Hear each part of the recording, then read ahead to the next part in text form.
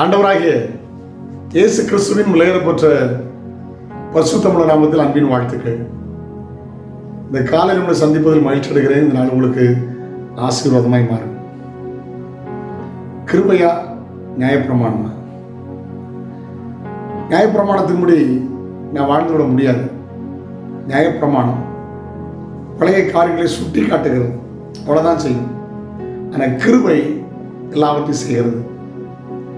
நம்ம நியாயப்பிரமாணம் குற்றவாளியை தீர்க்கும், ஆனால் கிருபை குற்றத்தை மாற்றும். கிருபை என்று சொன்ன உடனே எந்த தகுதி இல்லாத நம்ம மேல் அவர் பாராட்டு அன்பு இருக்கு பாருங்க, அது போலதான் கிருபை, கிரேஸ். அந்த கிருபைன்னு சொல்லும்போது சரியா சொன்னா, இயேசுதான் கிருபை, அவர்தான் கிருபையின் ஆசனம், அவர்தான் கிருபாகரன். நம்முடைய பாவத்தை நிவர்த்தி செய்கிற கிருபாதார பலி அவரே. அல்லேலூயா. ஒரு பல் மருத்துவத்தை போனா, என்னுடைய 3வது மருமகள் பல் மருத்துவர்.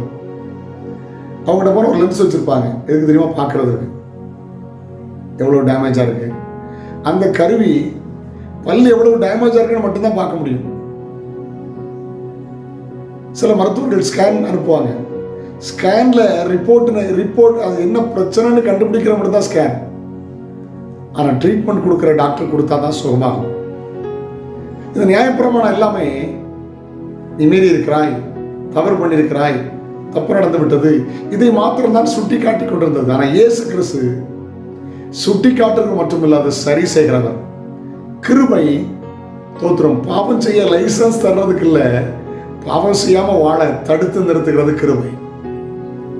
ஏசு அந்த சகோதரியை பார்த்து சொன்னார், உபச்சார ஸ்திரீ என்று கல்லை எடுத்துட்டு மோசை நியாயப்பிரமாணத்தை கொண்டு வந்தாங்க. கல்லறிந்து கொள்ள முயற்சி பண்ண போது அந்த ஸ்திரியை காப்பாற்றி இயேசு சொன்னார், நானும் உன்னை ஆக்கினைக்குள்ளாக தீர்க்கவில்லை, இப்போ நீ பாவம் செய்யாதே அப்படின்னார். ஆண்டவர் நல்லவர். பாவம் செய்யாதே, நான் உன்னை ஆக்கினைக்குள்ளாக தீர்க்கலன்னு சொன்னார் பாருங்க, அது கிருபை. ஆனா சத்தியம் என்ன தெரியுமா? போ, இனி பாவம் செய்யாத. பாவம் செய்யலாம் என்று லைசன்ஸ் தராதல்ல கிருபை. உங்களை தடுத்து நிறுத்தினதே, ரட்சித்ததே பாவம் இல்லாமல் நீங்கள் பரிசுத்தமாய் வாழ்வதற்கு தான் காரணம். பரிசுத்தம் இல்லாமல் ஒருவரும் தேவனை தரிசிப்பது இல்லை. ரோமர் 6ஆம் அதிகாரம் அதனுடைய 14ஆம் வசனத்தை வாசிக்கலாம்.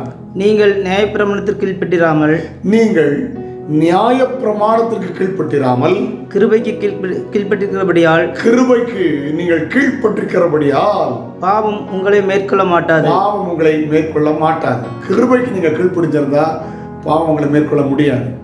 ஏன்னா எபேசியர் 2:8 சொல்கிறது, கிருபையினாலே விசுவாசத்தை கொண்டு ரட்சிக்கப்பட்டீர்கள், இது உங்களால் உண்டானதல்ல, தேவனுடைய ஈவு.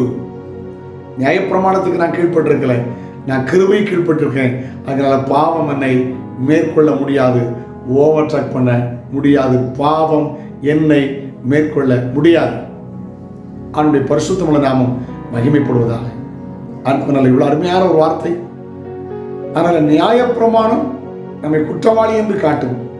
ஆனால் கிருபையின் பிரமாணம், இயேசு கிறிஸ்து அந்த குற்றம் சாட்டப்பட்ட நிலைமையிலிருந்து நமக்காக ரத்தம் சிந்தி அதை நான் விசுவாசிப்பதனாலே என்னை மீட்டு கொண்டு பரிசுத்தமாய் மாற்றி பாவம் செய்யாமல் என்னை பாதுகாக்கிறது. அல்லேலூயா. கிருபையை சார்ந்து கொள்ளுங்கள்.